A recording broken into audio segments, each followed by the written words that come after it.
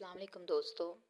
आज की इस वीडियो में हम बात करेंगे कि एक डिवाइन फेमिनिन को कब डीएम से कांटेक्ट करना चाहिए। अगर किसी डीएफ का अपने डीएम से लॉन्ग टाइम से वो नो कांटेक्ट जोन में चल रही है, देन वो कब अपने डीएफ से कॉन्वर्सेशन इनिशिएट कर सकती है। तो इसके लिए मुझे एक ड्रीम चैनल हुआ था जिसमें मैं देखती हूँ कि एक डीएफ है और एक डीएम है, तो दोनों पहाड़ी के ऊपर चढ़ रहे हैं। तो डीएफ जो होती है वो पीछे है और डीएम जो होता है वो आगे आगे चल रहा है। लेकिन जैसे ही डीएफ डीएम को आवाज़ देती है तो क्या होता है, वो रुकता है। रुकते जैसे वो रुकने के लिए वो पीछे मुड़ता है तो वो पहाड़ी से ड्रम करके वो नीचे गिर जाता है।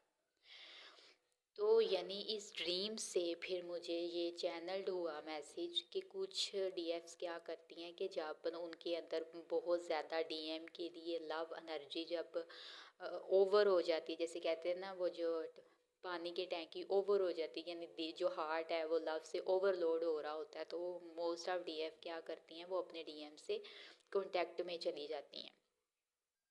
तो फिर जैसे उस डीएफ ने डीएम को आवाज़ दी तो वो डीएम नीचे गिर पड़ा।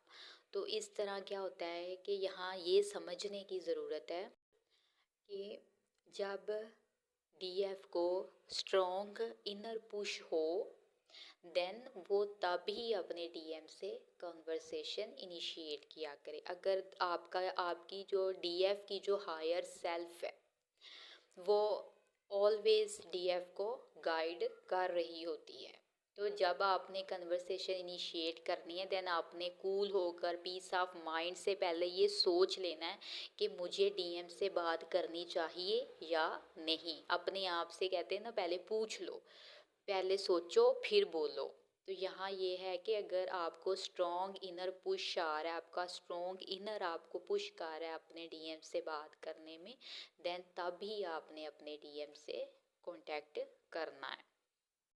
जैसे उस बॉय का आवाज़ सुनते ही लड़की की नीचे गिरना, वो बॉय का गिरना वो इसलिए था क्योंकि जो वो लड़का था, समझ लें जो डीएम होते हैं वो अपनी लाइफ में उनकी भी जो लाइफ की जर्नी होती है, उन्होंने कार्मिक लेसन्स उन्होंने भी लर्न करने होते हैं।